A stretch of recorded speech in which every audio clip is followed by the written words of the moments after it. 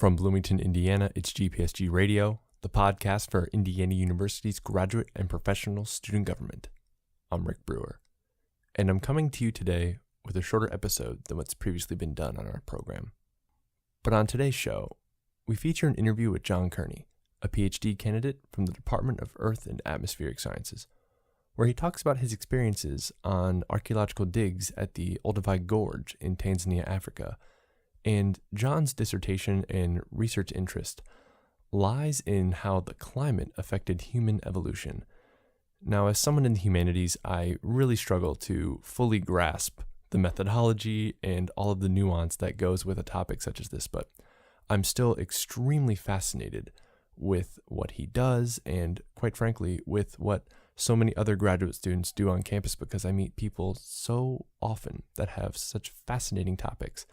And I say that because I want to continue reaching out to graduate students from any department on campus who might be interested in coming on the show and talking about what they do to spread the word a little bit, and for you to practice being in front of a microphone and getting ready for Radio Lab in the future and doing a little bit of outreach.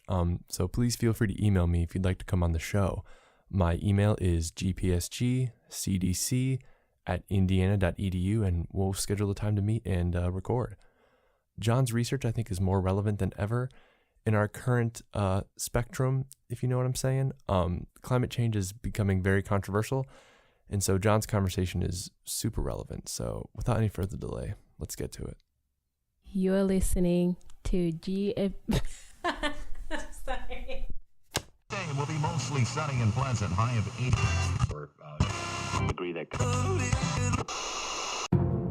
You're listening. 당신은 지금 듣고 있습니다.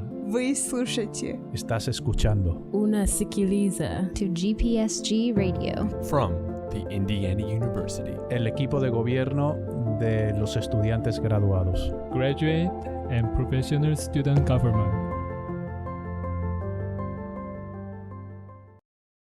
Now, John, out of all the climates in history, you picked a pre-human climate to study. Why?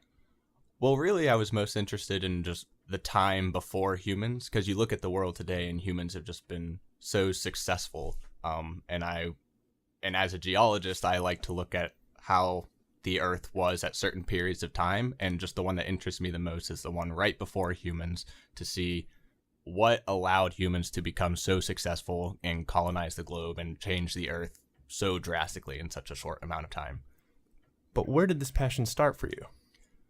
That's a really good question. It kind of came from nowhere. I wasn't really a science person through school. I was more of an arts person, and it wasn't until freshman year of college where I wasn't sure what I wanted to do, and I was taking both a geology class and an anthropology class, and I really liked the human evolution aspect of anthropology, and I almost went for that, but decided I liked geology more, and that's what I majored in. And it wasn't until I came here that I kind of, out of pure luck, got into this project that involves both geology and human evolution. So it kind of just worked out perfectly for me. Now, you're specifically interested in, hopefully I get this pronunciation right, paleo-environmental reconstruction, Yep. which determines climates, ultimately helping determine the role of how the climate changed in the role of human evolution. That was a mouthful, but could you maybe help explain how you go about studying this, and maybe even talk about some of the early findings or hypotheses that you've come up with? Sure. Well, a lot of people who work in this area are more focused on studying the climate because we know how important the climate is to life on Earth. I mean, we see it today with how much the climate is changing and the negative effects. So most things that have evolved in the past were driven by some kind of climate force. So that's not really the question of did climate do this, but it was what was the climate doing, maybe, that caused humans to become so successful. And a lot of people think that within the past 5 million years or so, the climate has been getting drier and colder, but has also been oscillating between warm and moist, and that so much oscillation has caused variability that maybe caused early humans to have to be more adaptable to lots of different environments. And it is that adaptability to all these different environments that allowed us to spread across the globe. And if there were any fluctuations in climate, we were able to adapt to it. Now, your research requires many different types of methods, a lot of collaboration with researchers. What are some of the biggest challenges you face when conducting research outside of having to go to Tanzania all the time and figuring out that logistical nightmare I'm swimming at times? Oh, yeah. It's pretty stressful. But talk about those collaboration efforts that you have to go through. It's actually really exciting because I don't feel like I have to be an expert in every aspect of it because that would be very overwhelming. So it's nice to be able to just talk to people who know a lot more than you, and you can ask your direct questions instead of having to skim through all of the literature and find your questions. So we have people who work specifically on climate, like the atmospheric aspect of it, precipitation, what kind of vegetation existed or was all over there at the time.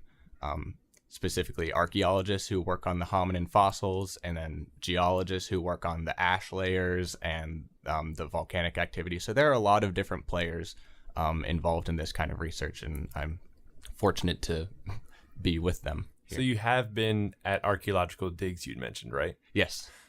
What is that like? I mean, watching things being uncovered from the earth that are potentially millions of years old. Describe what that's like. Well, it's not as exciting as you think because it's not Indiana Jones, right? No, the fossils and stone tools they're not as common.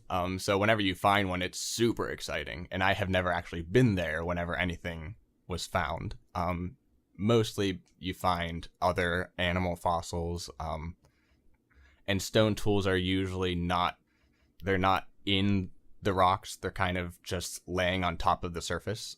So whenever you're hiking around Olduvai, you can kind of just find stone tools laying on the ground. Like you pick one up and you're like, oh, this is a stone tool.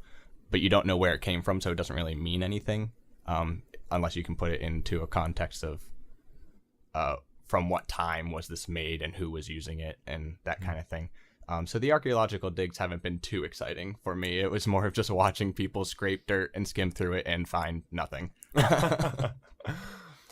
What attracted you to come to IU? Well, I was looking at different programs at different schools and seeing what they focused on, and the program in my department is called geobiology, and I really like that intersection of the geological and biological aspect put together, not just focusing on one or the other, which I feel like a lot of other departments I was looking at did. And especially after talking to my advisor and seeing what kind of research she was involved in and the things that she cared about with teaching, which I care about too, we just had a really good connection, and I was like, yeah, I want to come here and work with her. Now, when you're not in Africa researching, writing, studying, what can I find you doing? I'm usually hanging out with other fellow geology grad students. Sometimes we just kind of sit around at someone's house and play some games, or we'll go out to concerts, anything that's going on around town. What are some of the concerts you've been to? I'm actually going to one tonight, Rod Tough Curls and the Bench Press. They come to Bloomington a lot, and they're a fun show. What's your go-to place or thing to do in Bloomington? Maybe it's a restaurant or any type of activity. What's your favorite thing to do here? It kind of depends on my mood. Sometimes I'm wanting like a fancy meal, and I'll go to NOCO, get some nice seafood. Or where's that located? It's next to the Tap in the square. Oh, that's what that place is. Oh, yeah. Okay. Yeah, it used to be called No Coast Reserve because they bring in fresh seafood all the time, so it's actually pretty good for a landlocked state. Oh, absolutely. But what do you think makes Bloomington a great place to live?